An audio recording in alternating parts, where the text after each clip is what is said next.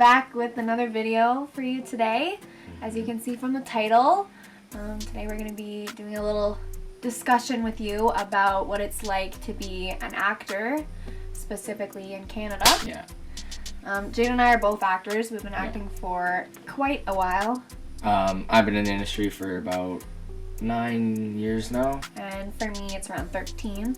Yeah. So we have a little bit of information that we might be able to give you Yeah. and just give you a little bit of insight on what it's like working here. And if you have any questions, let us know in the comments down below.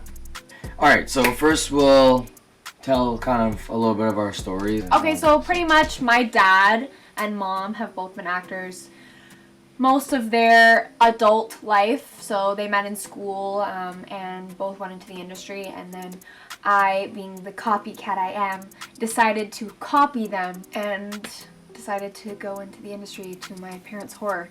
But yeah, that's pretty much it. That's the quick rundown of my story. For me, it's a little bit more complicated.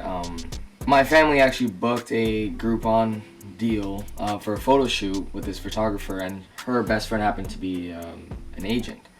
And, you know, we went in, whatever. She's like, oh my god, your kids are so cute, whatever, you should put them through to acting. And my mom was like, yeah, sure, whatever. Kind of just left it alone. The photographer actually put it through herself without us knowing. And the agent called us the next day and was like, oh, okay, so we want to do a meeting with you guys. And we ended up going, got all situated with her, and I went for my first audition the next week. That is not common. That's not common. Yeah. Just putting that out there. And the same with me is, like, my dad brought me in with an agent because he had, you know, connections in the industry. Mm-hmm. Both of our situations were pretty much through connections, which is really important. We'll get into that a little bit later. Right. But if you are, like, starting off and maybe you don't have a lot of connections, like, that won't be super common. Like, you won't see that all the time. Don't expect that, is what you're saying. But yeah, it was pretty cool for both of us. Yeah. We had, like, weird stories like that.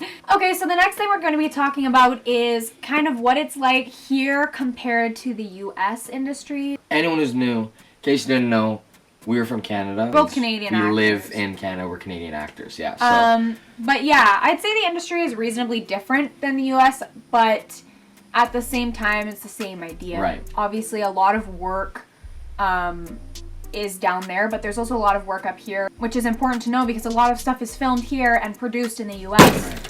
Right. Big films that you guys know about and TV shows are filmed up in Vancouver and are produced down in the States. So yeah, I would say one big point is probably the scrutiny that we get from the U.S. Like, I feel like a lot of people in the States don't really know about the industry up here, and it's all kind of assumed to be in New York or LA or whatever.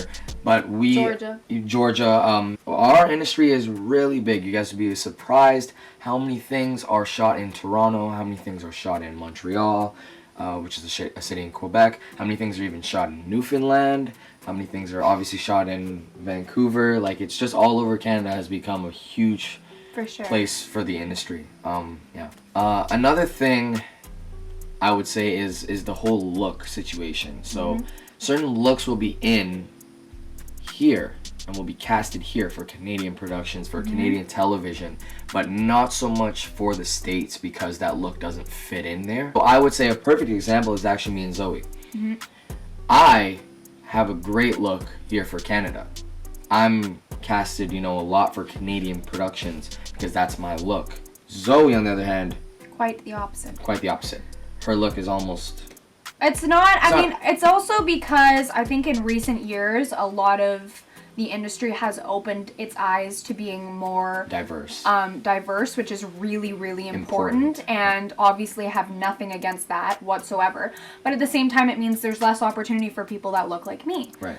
Which is not necessarily for here, yeah, but which is not necessarily a bad thing. And in fact, a lot of people in Vancouver who look like me work all the time in, for example, Hallmark films, which are not shot in Toronto, but are shot in Vancouver per se. It depends on the place you are, and your look. Geography is a big deal. Is really important. So.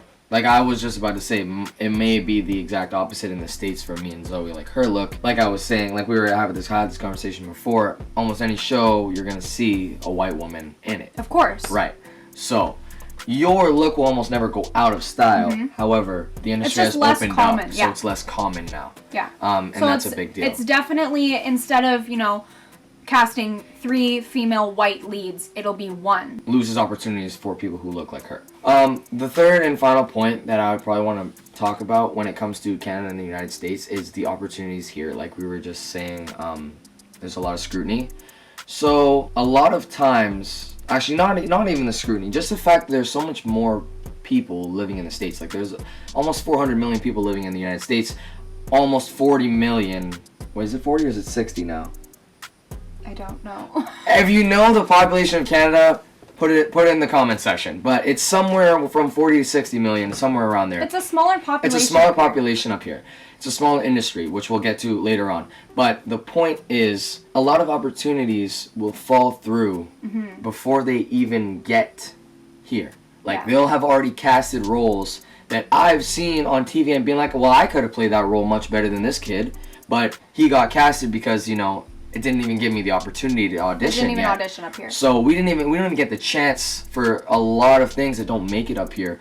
And that's a big deal because there are opportunities that we miss. For sure. Because of that. Like, we definitely could have had a shot at, this series or this movie or whatever role that we felt we could have played just as well, if not better. And we didn't get the opportunity to even try. And, you could have, like Jaeden here has an agent down in the States. Right. You could totally have an agent down in the States to represent you down there.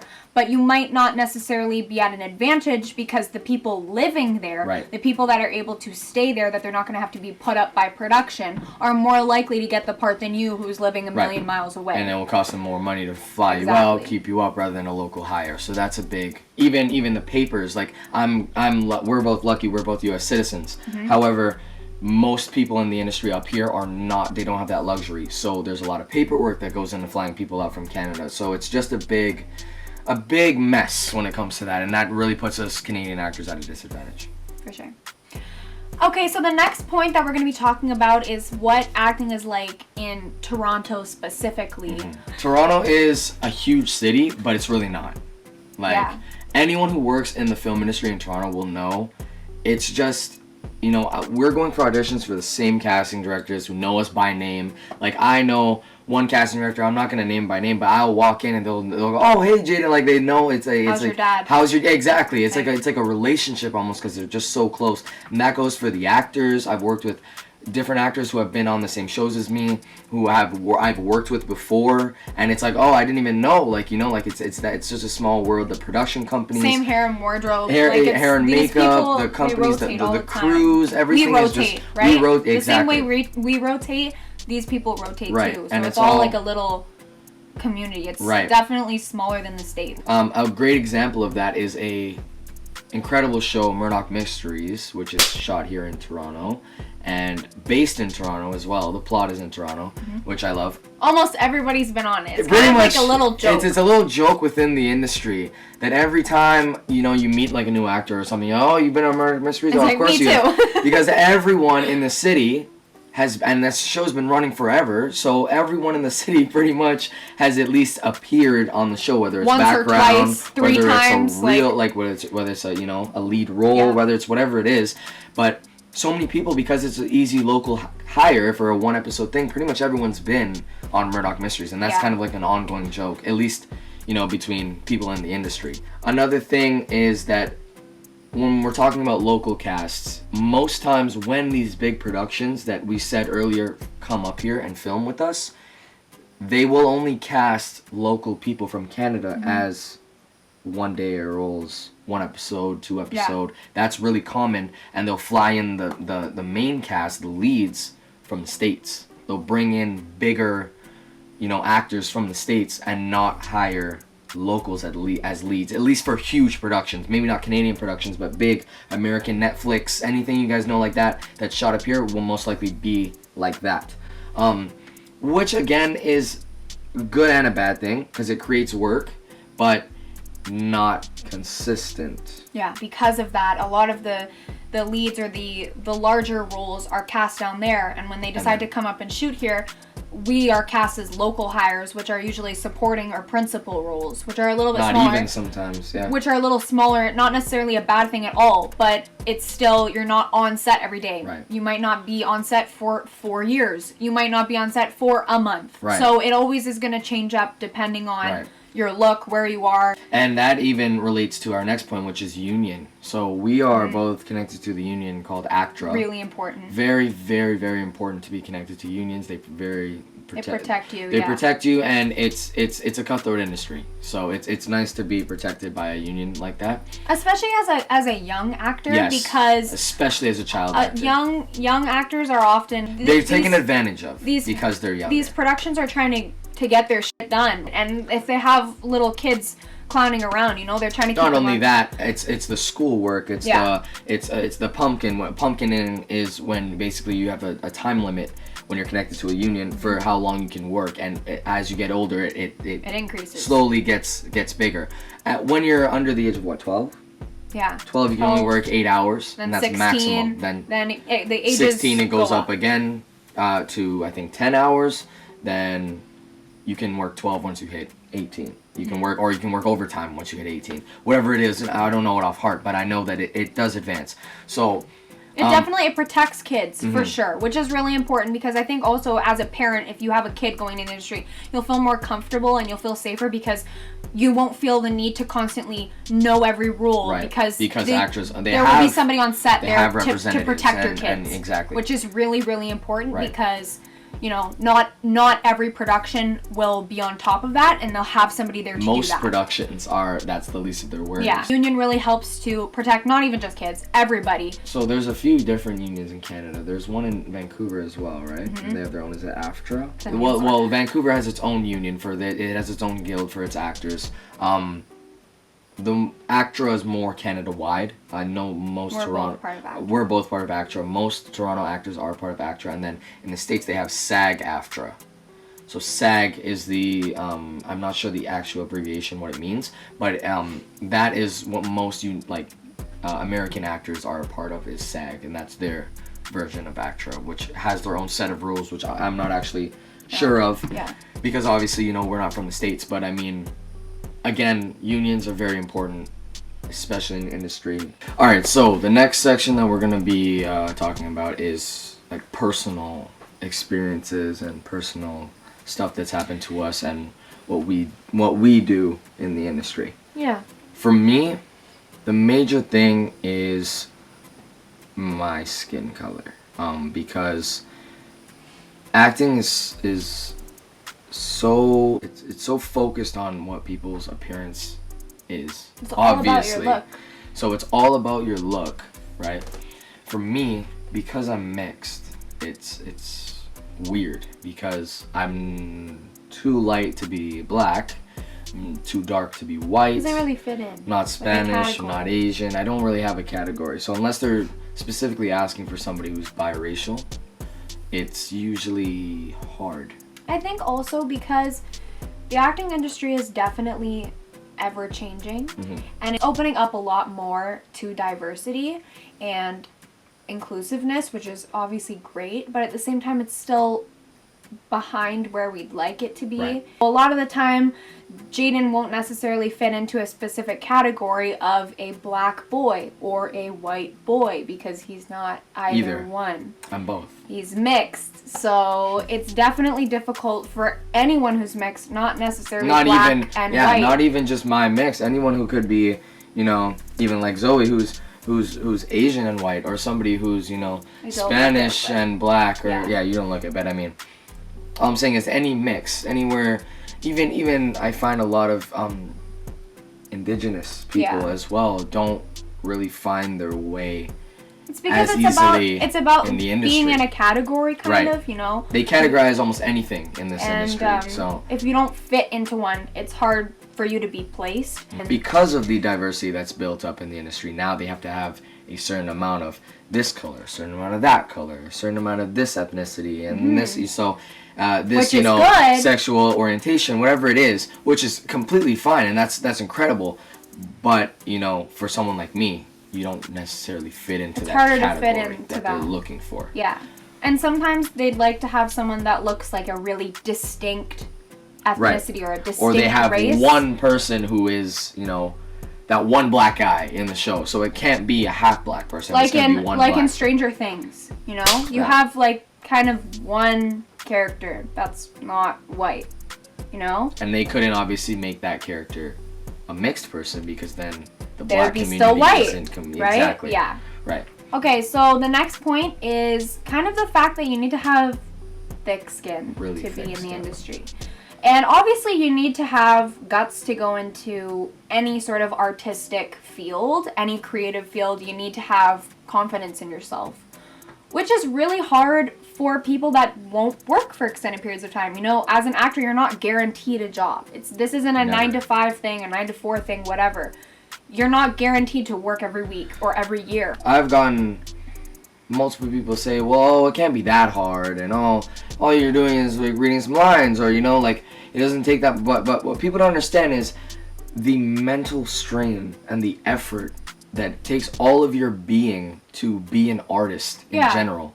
Yes, I'm not breaking my back out doing construction. Yes, I'm not sitting in an office typing all day, or it's not physical strain, but mentally, my ego, my confidence, like everything constantly being told I don't look right. Yeah. I'm not right. Yeah. Like it gets to you. You're gonna get more no's than yeses. Than yeses, 1,000 no's, all 1,000 the time. times. And things will not necessarily go your way. Like you can. I've gotten to the point where I've booked roles, and it didn't happen and it fell through. Or I've gone to the point where multiple times where it's an incredible opportunity, a great script, I love the character, and I gave it a fantastic audition. I got right down to the end, and they pick somebody over you because of minor details, which is, it's heartbreaking. It is, and that just puts so much pressure on you as a human being, not even as an artist, but as a human being, to get yourself back up and go out for another and go out and keep putting yourself out there and keep pushing for it, because it gets to you. And it's hard because it gets to all of us. It's hard because you don't want to stop getting your hopes up, because then you won't go into the next audition with confidence, and you need to go into every audition or every self-tape or whatever you're doing with confidence in your ability and your look, and you need to go in and think, okay, they want me. Right. But when they're saying no,